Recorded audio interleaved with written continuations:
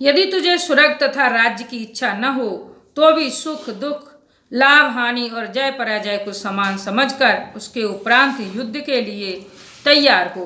इस प्रकार युद्ध करने से तू पाप को प्राप्त नहीं होगा। हे पार्थ, यह बुद्धि तेरे लिए ज्ञान योग के विषय में कही गई और इसी को अब निष्काम कर्म योग के विषय में सुन। जिस बुद्धि से युक्त हुआ तू कर्मों के बंधन को अच्छी तरह से नाश करेगा। इस निष्काम कर्म योग में आरंभ का अर्थात बीज का नाश नहीं है और उल्टा फल रूप दोष भी नहीं होता है। इसलिए इस निष्काम कर्म योग रूप धर्म का थोड़ा भी साधन जन्म मृत्यु रूप महान भय से उद्धार कर देता है। हे अर्जुन, इस कल्याण मार्ग में निश्चयात्मक बुद्धि एक ही है और अज्ञानी यानी सकामी पुरुषों की बुद्धियां बहुत भेदों वाली अनंत होती हैं। हे अर्जुन, जो सकामी पुरुष केवल फल ऋतु में प्रीति रखने वाले, स्वर्ग को ही परम श्रेष्ठ मानने वाले, इससे बढ़कर और कुछ नहीं है ऐसा कहने वाले हैं, वे अविवेकी जन्म रूप कर्म फल को देने वाली और भोग तथा ऐश्वर्य की प्राप्ति के लिए बहुत सी क्रियाओं के विस्तार वाली इस प्रकार की जिस दिखाऊ शोभा युक्त वाणी को कहते हैं, उस वाणी द्वारा हरे हुए चित्त वाले तथा भोग और ऐश्वर्य में आसक्ति वाले उन पुरुषों के अंतःकरण में निश्चयात्मक बुद्धि नहीं होती है। हे अर्जुन, सब वेद तीनों गुणों के कार्य रूप संसार को विषय करने वाले अर्थात प्रकाश करने वाले हैं। इसलिए तू असंसारी अर्थात निष्कामी और सुख दुख आदि द्वंद्वों से रहित नित्य वस्तु में स्थित तथा योगक्षेम को न चाहने वाला और आत्मपरायण हो। क्योंकि मनुष्य का सब ओर से परिपूर्ण जलाशय के प्राप्त होने पर छोटे जलाशय में जितना प्रयोजन रहता है, अच्छी प्रकार ब्रह्म को जानने वाले ब्राह्मण का भी सब वेदों में उतना ही प्रयोजन रहता है।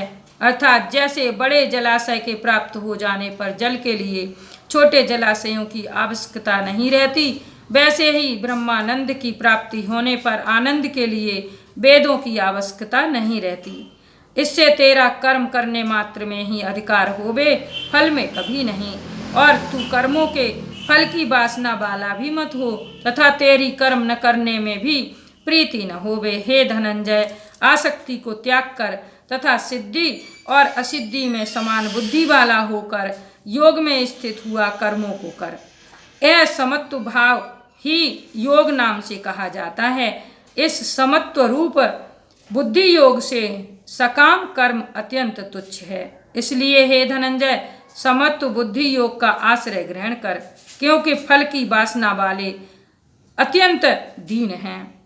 समत्व बुद्धि युक्त पुरुष पुण्य पाप दोनों को इस लोक में ही त्याग देता है, अर्थात उनसे लिपायमान नहीं होता। इससे समत्व बुद्धि योग के लिए ही चेष्टा कर। यह समत्व बुद्धि रूप योग ही कर्मों में चतुरता है, अर्थात कर्म बंधन से छूटने का उपाय है। क्योंकि बुद्धि योग युक्त ज्ञानी जन कर्मों से उत्पन्न होने वाले फल को त्याग कर जन्म रूप बंधन से छूटे हुए निर्दोष अर्थात अमृतमय परम पद को प्राप्त होते हैं। हे अर्जुन, जिस काल में तेरी बुद्धि मोह रूप दलदल को बिल्कुल तर जाएगी, तब तू सुनने योग्य और सुने हुए के वैराग्य को प्राप्त होगा। जब तेरी अनेक प्रकार के सिद्धांतों को सुनने से विचलित हुई बुद्धि परमात्मा के स्वरूप में अचल और स्थिर ठहर जाएगी, तब तू समत्व रूप योग को प्राप्त होगा।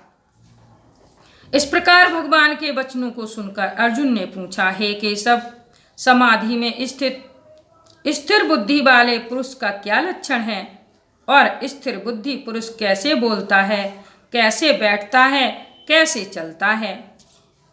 54वां श्लोक।